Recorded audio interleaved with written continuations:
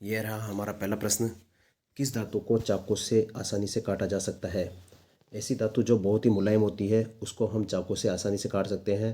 तो हमारा सही आंसर होगा ए, सोडियम धातु। सोडियम धातु बहुत ही मुलायम होती है जिसको हम चाकू से काट सकते हैं। ये रहा अगला प्रश्न। विद्युत का सर्वोत्तम चालक है सिल्वर, लेड, कॉपर, एल्यूमिनियम। हमारा सही आंसर होगा ए, सिल्वर, यानी चांदी जो है वो विद्युत का सर्वोत्तम चालक है। ये रहा अगला प्रश्न। सोडा वाटर में नींबू का रस डालते हैं तो बुलबुले निकलते हैं क्योंकि इसमें होता है क्षार, अम्ल, उदासीन, उपरोक्त सभी।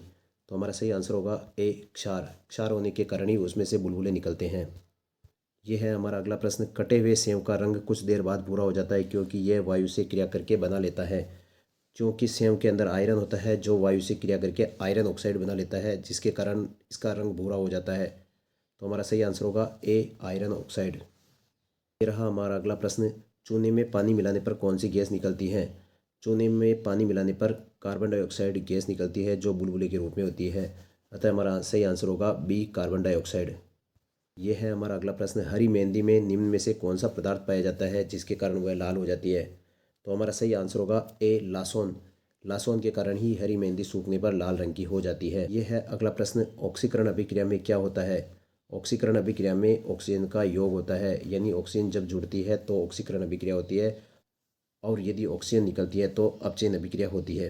तो हमारा सही आंसर होगा ए, ऑक्सीजन का जुड़ना।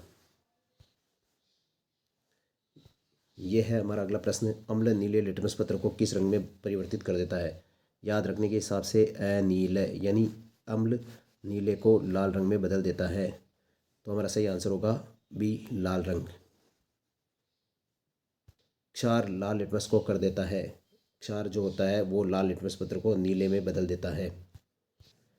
ये रहा अगला प्रश्न। कटे हुए सेव का भूरा रंग होने का कारण है सेव में उपस्थित होना। तो हमारा सही आंसर होगा सी, आयरन। आयरन के कारण आयरन ऑक्साइड बनाता है जिसके कारण वो भूरे रंग का हो जाता है। अगला प्रश्न। निम्नलिखित में से विलुप्त जंतु प्रजाति है। विलुप्त यानी जो इस पृथ्वी से गायब हो चुके हैं ऐसे जीव। तो हमारा सही आंसर होगा ए, डोडो पक्षी। डोडो पक्षी अब इस दुनिया से विलुप्त हो चुके हैं। Next question.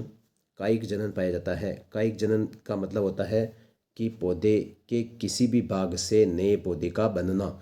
यानी कि आलू जब होता है, आलू के आँख युक्त भाग को जब जमीन में बोया जाता है तो उससे नया आलू का पौधा उग जाता है, अतः आलू में कायिक जनन पाया जाता है। तो हमारा सही आंसर होगा ए, आलू। ये रहा हमारा अगला प्रश्न। नर एवं मादा युग्मक के संयोजन को कहते हैं। हमारा सही आंसर होगा बी, निषेचन। नर एवं मादा युग्मक के संयोजन को निषेचन कहते हैं, जबकि नर युग्मक का मादा युग्मक के पास पहुंचना परागण कहलाता है। ये रहा अगला प्रश्न। एक लिंगी पुष्प है। एक लिंगी पुष्प मक्का है। हमारा सही आंसर होगा ए, मक्का, जबकि सरसों जो है वो द्विलिंगी पुष्प है। ये रहा अगला प्रश्न। द्विलिंगी पुष्प निम्नलिखित में से कौन सा है? पपीता, मक्का, ककड़ी, सरसों। तो हमारा सही आंसर होगा डी, सरसों। ये रहा अगला प्रश्न। रक्त प्लाज्मा में जल की लगभग कितनी मात्रा होती है? तो हमारा सही आंसर होगा बी, 90%। वयस्क व्यक्ति का हृदय 1 मिनट में कितनी बार धड़कता है? 72 टाइम, यानी 72 बार धड़कता है। तो हमारा सही आंसर होगा बी। ये रहा हमारा अगला प्रश्न। लाल रुधिर कणिकाओं को निम्न में से किस नाम से जाना जाता है? तो हमारा सही आंसर होगा सी, आरबीसी, यानी रुधिर, रेड ब्लड कार्बोसल्स। ये हमारे शरीर में ऑक्सीजन का परिवहन का कार्य करती है, जबकि डब्ल्यूबीसी को श्वेत रुधिर कणिकाएं कहते हैं और ये शरीर की बाहरी जीवाणु से हमारी रक्षा करता है। ये है हमारा अगला प्रश्न। एनीमिया रोग होने पर शरीर में किस चीज़ की कमी हो जाती है? तो हमारा सही आंसर होगा रक्त में हीमोग्लोबिन की, ए। Next question. मादा एनोफ्लीज मच्छर जब काट लेता है तो उसमें से कौन सा रोग होता है? तो हमारा सही आंसर होगा सी, मलेरिया। मलेरिया रोग मादा एनोफ्लीज मच्छर के काटने से होता है, जबकि यह एक प्रोटोजोआ जनित रोग है जो कि प्लाज्मोडियम के द्वारा होता है, प्लाज्मोडियम। जबकि डेंगू जो रोग होता है वो डेंगू रोग डेंगू वायरस के द्वारा होता है। चर्म रोग के उपचार में प्रयोग किया जाने वाला रेडियो आइसोटोप है। हमारा सही आंसर होगा सी, रेडियो फास्फोरस। ये रहा हमारा अगला प्रश्न। बहुत अधिक ऊंचाई पर मनुष्य की लाल रुधिर कणिकाओं क्योंकि अधिक ऊंचाई पर ऑक्सीजन की कमी हो जाती है, अतः लाल रुधिर कणिकाओं का आकार बढ़ जाता है। तो हमारा सही आंसर होगा बी। यह है अगला प्रश्न, आधुनिक चर्म शोधन उद्योगों में ऐसी कौन सी भारी धातु पाई जाती है जो विषैली होती है? हमारा सही आंसर होगा सी, क्रोमियम। ये रहा हमारा अगला प्रश्न, स्ट्रोंशियम लवण के द्वारा बुनसेन ज्वाला को कौन सा रंग प्रदान किया जाता है? तो हमारा सही आंसर होगा सी, किरमिजी लाल रंग।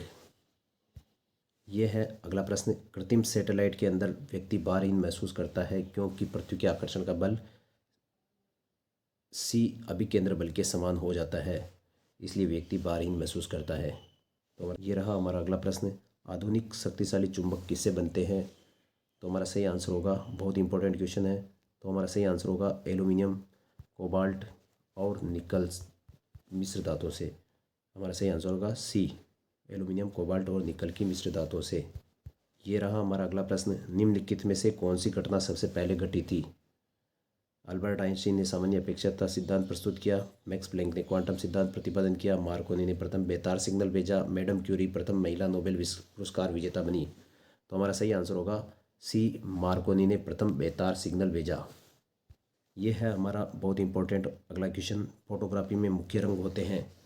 फोटोग्राफी में रेड, ब्लू और ग्रीन, ये 3 मुख्य रंग होते हैं। तो हमारा सही आंसर होगा लाल, नीला और हरा, सी। यह है हमारा अगला प्रश्न, जब नींबू के रस को खाने के सोडे पर डाला जाता है तब उसमें तेज उत्प्लन होता है क्योंकि उसमें उत्पन्न गैस होती है। तो हमारा सही आंसर होगा C, carbon dioxide. Carbon dioxide gas के कारण ही बुलबुले बनते हैं। ये रहा हमारा अगला प्रश्न, निम्नलिखित में से किस कोटि के फोटो प्रिंट की जीवन अवधि लंबी होती है, यानी कि ज़्यादा लंबे समय तक चलते हैं? तो ऐसे फोटोग्राफ्स होते हैं श्वेत श्याम प्रिंट, यानी कि ब्लैक एंड वाइट फोटोग्राफ्स। तो हमारा सही आंसर है सी। बहुत इंपॉर्टेंट क्वेश्चन, किसी मनुष्य के लिए स्वच्छ हवा की कितनी मात्रा आवश्यक होती है? तो हमारा सही आंसर होगा डी, 1000 घन फीट वायु प्रति 10 सेकंड में। 10 सेकंड में 1000 घन फीट वायु की आवश्यकता होती है। ये रहा नेक्स्ट क्वेश्चन, रेफ्रिजरेशन वह प्रक्रिया है जिससे कीटाणुओं की वृद्धि दर घट जाती है। तो हमारा सही आंसर होगा बी, कीटाणुओं की वृद्धि दर घट जाती है। यह है अगला प्रश्न, एशिया की विशालतम प्रवर्ती दूरबीन कहाँ है? कोडाई इकनाल, ऊटी, कबालूर, नैनीताल। तो हमारा सही आंसर है सी, कबालूर में। ये रहा हमारा अगला प्रश्न, वाहन चालन हेतु पश्च दृश्य दर्पण होता है, यानी साइड ग्लास जो होता है वो हमारा उत्तल दर्पण होता है। तो हमारा सही आंसर है सी, उत्तल यानी कॉन्वेक्स दर्पण। ये रहा हमारा अगला प्रश्न, पनडुब्बियाँ पानी में चलती है, उनके इंजनों में निम्नलिखित में से किस ईंधन का प्रयोग किया जाता है? पनडुब्बियाँ जो कि पानी में चलाई जाती है उसके लिए ईंधन जो काम में आता है वो भाप होता है। तो हमारा सही आंसर है डी, भाप। ये रहा हमारा अगला प्रश्न, होलोग्राम किसे कहते हैं? होलोग्राम जो है वो एक त्रिविमीय छवि के पुनरुत्पादन के लिए फोटोग्राफिक रिकॉर्ड है। तो हमारा सही आंसर है सी, फोटोग्राफी रिकॉर्ड। ये है हमारा अगला प्रश्न, निम्नलिखित में से कौन सा रंग सम्मिश्रण दिन और रात के समय सर्वाधिक सुविधाजनक होता है? तो हमारा सही आंसर होगा लाल और हरा, डी। यह है हमारा अगला प्रश्न, निम्नलिखित में से कौन सा द्रव सर्वाधिक घनी विस्कोसी यानी गाढ़ा होता है? तो हमारा सही आंसर होगा ए, तेल। यह है हमारा अंतिम क्वेश्चन, हाइड्रोलिक प्रेशर में किसका प्रयोग होता है, कौन से नियम का प्रयोग होता है? तो हमारा सही आंसर होगा ए, पास्कल के नियम का। हाइड्रोलिक प्रेशर में पास्कल के नियम का प्रयोग होता है। जय हिंद।